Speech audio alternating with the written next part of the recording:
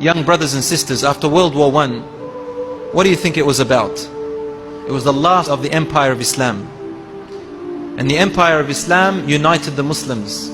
But unfortunately, the Muslims in positions began to become materialistic.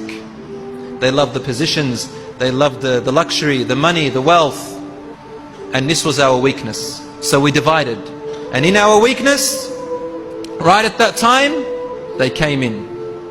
And they destroyed us so easily.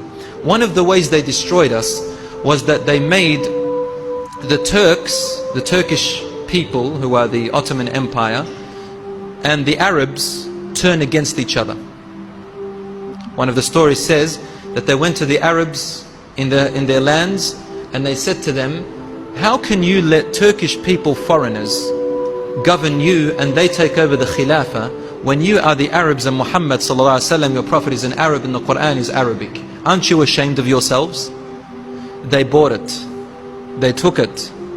And what happened was, in one instant, the Arabs chased and had a fight with the Turks, and some of them cornered them at the Kaaba in the Haram, and Turkish people were holding on to the reins, the ropes of the Kaaba, saying, we seek refuge by Allah, and they chopped their arms off, these people who were turned away from Islam, which created a warfare and a grudge and a nationalistic grudge between the Turks and the Arabs until today, except for the religious ones, inshallah. And in Turkey they changed it. This is where the heart of the Ottoman Empire was. They brought in secularist ideas. Among them was Ataturk. Ataturk, coming in the name of nationalism, building Turkey but with a flag, and isolating Islam. He changed the Quran from being recited in Arabic to being recited in Turkish. And the Quran was placed in the museum in glass where people looked at it. So the Quran became a decoration, a symbol, not something which you read to understand and apply, but rather a symbol. And truly they succeeded in that. Today we see young youth being, and even elderlies, people, they don't read the Quran, they don't know what it is. You know what they do? They bring the Quran and they place it in their car, and it's this small. Can't read it, and it's decorated with a zip, and they put it underneath the cassette recorder or the CD, and in the CD it's stacked up with what?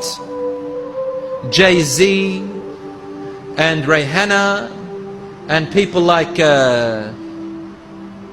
Abomination Gaga, Lady Gaga, Gugu, all those other, walayadu billah, I don't even want to mention their names, and we're in the masjid, subhanallah. These people are an abomination, and they're playing it, and the Quran is down there. And I ask them, why do you have the Quran in your car? This is a good thing. And they say, oh, this is protection. Protection? Did Allah send down the Quran on paper or in words? And did Allah say, Inna anzalnahu Qur'anan Arabiyan? We have sent this Quran down Arabic so that you can just hang it up and place it in your cars? No. لَعَلَّكُمْ تَعْقِلُونَ, so that you may understand. So the Quran is for us to understand and apply.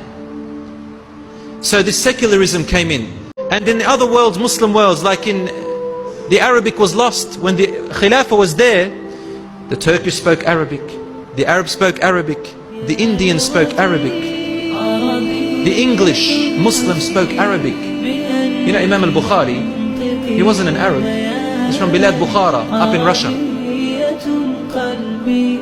Imam Muslim was not an Arab. Imam al-Nasa'i wasn't an Arab. They weren't Arabs. Imam Abu Hanifa, his origin was Persian. They spoke Arabic. 90% of the ulama that we know of the past, they weren't Arabs. Yet look what they did.